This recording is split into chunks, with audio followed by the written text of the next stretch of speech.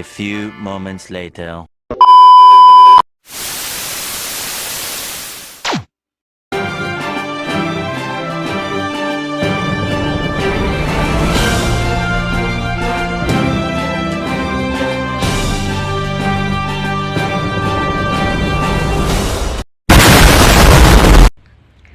Assalamualaikum warahmatullahi wabarakatuh. Perkenalkan, nama saya Nasa Febriana dengan NIM 12512600219. Pada kesempatan ini saya akan mempresentasikan materi tentang diksi, yaitu pemilihan kata dalam bahasa Indonesia yang berperan penting dalam kejelasan dan keaktifan komunikasi. Diksi adalah kemampuan untuk memilih dan menggunakan kata secara tepat, sesuai dengan makna, konteks, dan tujuan komunikasi.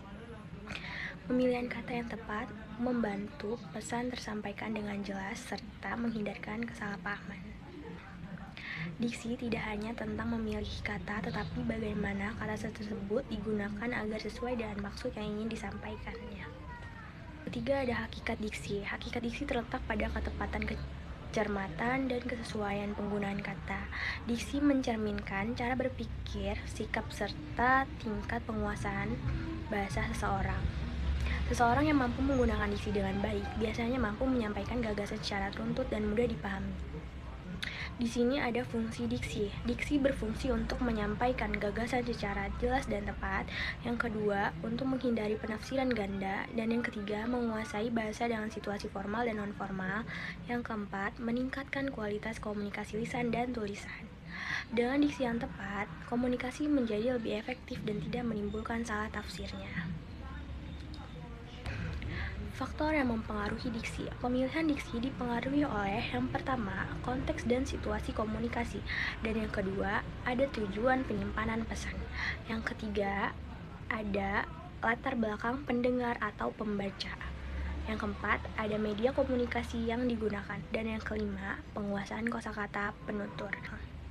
Karena faktor-faktor ini, satu kata bisa tepat di satu situasi, tetapi tidak tepat di situasi lainnya. Jenis-jenis diksi yang meliputi ada 4, yaitu yang pertama, diksi denotatif, yaitu bermakna lugas dan objektif. Yang kedua, ada diksi konotatif yang berguna untuk mengandung makna kias atau nilai rasa. Dan yang ketiga itu ada diksi formal, diksi yang digunakan dalam situasi resmi. Yang keempat itu ada non-formal, yang digunakan dalam percakapan sehari-hari. Setiap jenis diksi memiliki fungsi masing-masing sesuai dengan konteks penggunaannya. Salah satunya dari 4 itu. Contoh penggunaan diksi, contoh kalimat denotatifnya itu ada sebuah gedung itu memiliki 5 lantai. Untuk contoh konotatifnya itu ada ia menjadi tulang punggung keluarganya. Yang contoh untuk yang diksi formalnya itu ada mahasiswa diwajibkan menaati peraturan akademik. Dan yang terakhir, yang keempat, contoh non formal diksinya itu anak-anak disuruh kumpul dulu. Dari contoh ini terlihat bahwa pemilihan kata sangatlah mempengaruhi nuansa dan makna kalimat tersebut. Jadi dari contoh penggunaan diksi kita dapat mengetahui bagaimana cara menggunakan diksi dengan baik itu. Slide ke-8 yaitu ada kesalahan diksi yang sering terjadi. Kesalahan diksi yang sering ditemukan yaitu yang pertama, ada pengulangan kata yang tidak perlu untuk diulang. Yang kedua itu ada penggunaan bahasa tidak baku dalam konteks yang formal. Yang ketiga itu ada pemilihan kata serapan yang tidak tepat. Kesalahan diksi ini dapat membuat kalimat menjadi tidak efektif dan sulit dipahami karena biasanya tuh kalau misalkan emang kesalahan kecil yang memang menurut kita tidak dapat mempengaruhi itu